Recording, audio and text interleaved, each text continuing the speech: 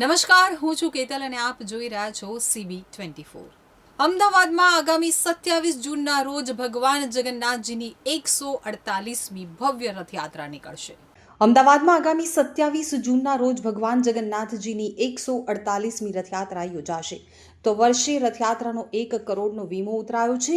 રથયાત્રાના દિવસે સવારે 7 વાગે મુખ્યમંત્રી ભૂપેન્દ્રભાઈ પટેલ પહિંદ વિધિ કરશે। આ ઉપરાંત કેન્દ્રીય ગૃહમંત્રી અમિત શાહ સવારે મંગળા આરતીમાં હાજર રહેશે, જ્યારે 26 જૂને મુખ્યમંત્રી સંધ્યા આરતીમાં હાજર રહેશે। અમદાવાદમાં પરંપરાગત રીતે વાજતે ગાજતે રથયાત્રા નીકળશે। મંદિરના ટ્રસ્ટી મહેન્દ્ર ઝાએ પત્રકાર પરિષદમાં જણાવ્યું હતું કે આ વખતે અમદાવાદની રથયાત્રામાં 18 ગજરાજો, 30 અખાડા, 18 ભજન મંડળી ભાગ લેશે। તે ઉપરાંત 1200 ખલાસીઓ સહિત ભક્તો રથયાત્રામાં જોડાશે। મંદિર તરફથી 30,000 લોકોને પ્રસાદ વહેંચાશે।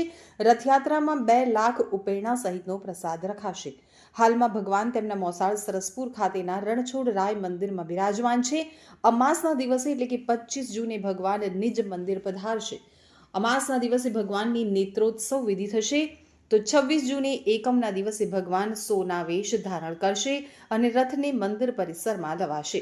ભગવાનને રથયાત્રાના દિવસે ખીચડીનો ભોગ અપાશે। સવારે 5 વાગે ભગવાનને રથમાં બિરાજમાન કરવામાં આવશે। દેશમાં વિવિધ સ્થળેથી અનેક સાધુ સંતો રથયાત્રામાં આવશે।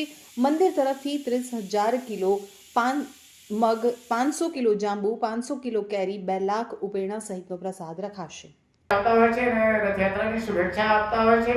તેમાં આપણા ગુજરાત રાજ્યના મુખ્યમંત્રી માનનીય ભૂપેન્દ્રભાઈ પટેલ પણ 6:30 વાગે મંદિરે પધારશે અને ભગવાનના જે 27મી તારીખે જે ખીચડી પ્રસાદ ધરાવવામાં આવશે તે ખીચડી પ્રસાદના ત્યાંથી લઈને આવશે। સાથે ભગવાન જગન્નાથજીની આરતી પૂજન કર્યા પછી મહંતશ્રીને શુભેચ્છા પાઠવશે।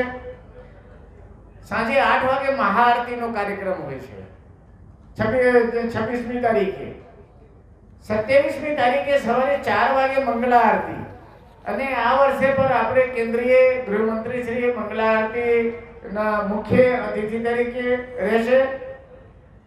4:30 વાગે જે ખાસ વિશિષ્ટ પ્રસાદનો ભોગ હોય છે।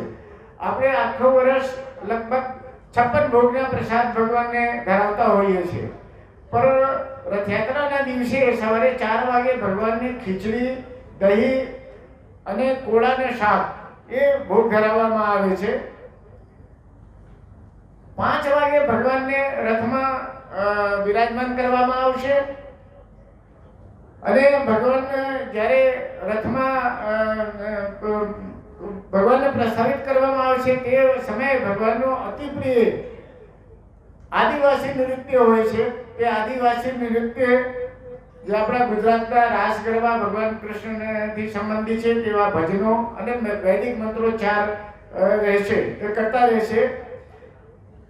7 વાગે રથયાત્રાનો શુભારંભ, તેને પહિંદ વિધિ કહેવામાં આવે છે, તે માનનીય મુખ્યમંત્રી શ્રી ભૂપેન્દ્રભાઈ પટેલ સંપન્ન કરશે।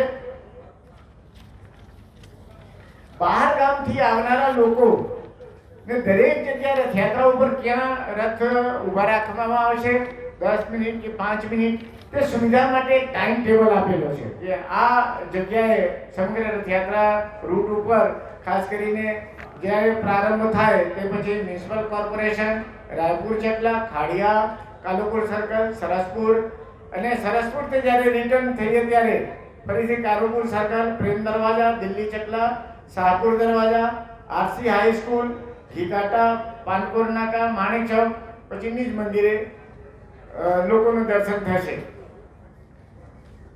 ભગવાન જગન્નાથજી ના જે કાર્યક્રમો અહીંયા મંદિરમાં જે બી કાર્યક્રમો થશે તે મંદિરના જે વેબસાઇટ છે એના ઉપર બી લોકો લાઈવ જોઈ શકશે અને એક I2I સિસ્ટમ છે એના ઉપર બી લાઈવ દર્શન કરી શકશે।